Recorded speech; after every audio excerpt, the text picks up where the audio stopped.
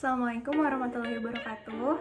Halo semuanya, perkenalkan nama saya Nidiana Zahra dari Fakultas Teknik Sipil dan Lingkungan Jatinangor, NIM 166-22356. Di sini saya akan menyampaikan motivasi saya ingin menjadi seorang trainer.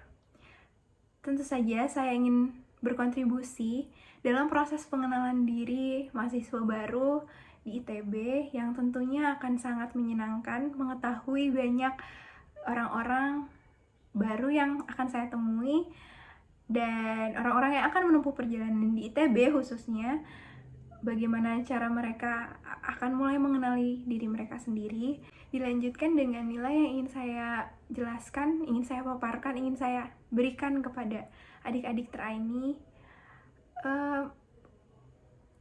Menurut saya nilai yang harus dimiliki mahasiswa baru atau sebagai seorang individu manusia adalah bagaimana peka terhadap lingkungan, bagaimana kita bisa menempatkan diri, sifat apa yang kita harus pakai dalam situasi tertentu, karena kita sebagai makhluk sosial tentunya punya beberapa situasi di mana kita harus menyesuaikan diri. Dan menurut saya ini adalah suatu problem, suatu masalah yang tidak banyak orang-orang tahu bagaimana cara menyelesaikannya, bagaimana cara kita menempatkan diri, sifat apa yang harus kita keluarkan pada saat situasi A, situasi B, karena itulah yang saya dapat dari CDT yang pertama.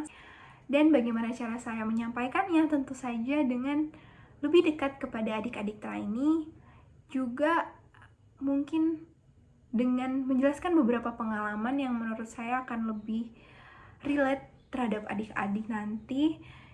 Selain itu, saya juga ingin secara interaktif dapat berbagi pendapat mengenai sifat-sifat yang harus dimiliki seorang individu, mahasiswa, murid, atau apapun itu dengan adik-adik trainee yang nantinya kita akan sama-sama memberikan ilmu dan pengalaman.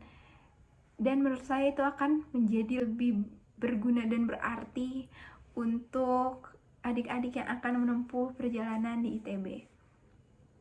Studi kasus yang pertama. Sesuai dengan kasus pertama, saya yang menempatkan diri sebagai seorang perantau yang bergantung terhadap uang bulanan gitu. Ketika keluarga saya tidak bisa memberikan uang bulanan, apa yang akan saya lakukan? Saya sebagai mahasiswa ITB tentu saja akan sangat kebingungan dengan permasalahan ini, tapi saya akan mulai dari hal-hal kecil yang bisa saya ubah, seperti penghematan uang dengan memprediksi atau mengira-ngira sebesar apa sih pengeluaran yang saya butuhkan, yang benar-benar urgensi. Berapa sih yang saya butuhkan dalam sebulan tanpa ada acara apapun. Lalu yang kedua, kalau saya tahu ini akan berkelanjutan, maksudnya tidak akan diberi lagi uang karena tidak ada misalkan uangnya, saya akan mencari alternatif pemasukan, tapi dengan pekerjaan yang sekiranya saya bisa lakukan. Seperti saya pernah menjadi admin dalam sebuah online shop, atau mungkin dengan menawarkan jasa pengeditan seperti brosur dan lain sebagainya. Meskipun itu pemasukannya sedikit, tapi itu adalah beberapa pekerjaan yang bisa saya lakukan. Itu saja mungkin untuk kasus yang pertama, dan saya harap ini tidak akan terjadi gitu ya. Untuk kasus yang kedua, pada kasus ini dijelaskan bahwa mahasiswa memiliki peranan untuk berkontribusi kepada masyarakat, sehingga dia merasa bahwa masyarakatlah yang membutuhkan mahasiswa.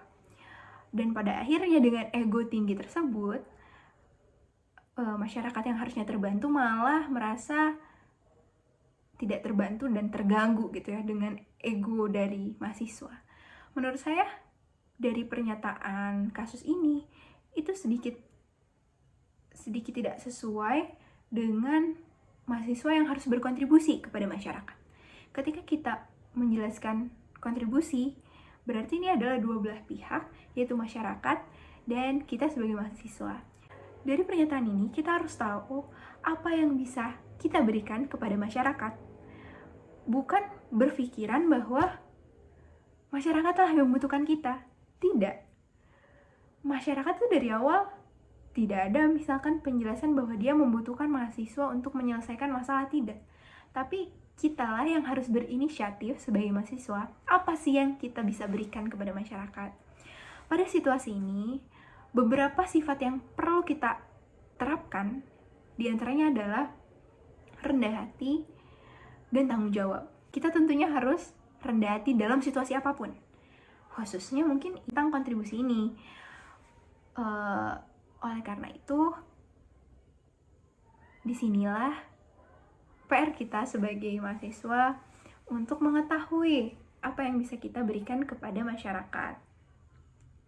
Karena sebagai mahasiswa sudah sepantasnya kita menjadi panutan bagi siapapun. Dengan penjelasan egoisme yang tinggi juga itu sudah tidak sesuai dengan sifat yang harus dimiliki seorang mahasiswa. Dengan mengetahui bahwa itu adalah tanggung jawab, maka pernyataan bahwa dia berpikir atau mahasiswa berpikir masyarakat membutuhkan kita itu tidak akan ada, karena itu adalah tanggung jawab kita sebagai mahasiswa. Itulah adanya. Sekian yang bisa saya sampaikan. Terima kasih karena telah memberikan saya kesempatan untuk mendaftar menjadi trainer di CDT 2023 dan saya harap saya bisa ikut serta dalam CDT 2023. Terima kasih.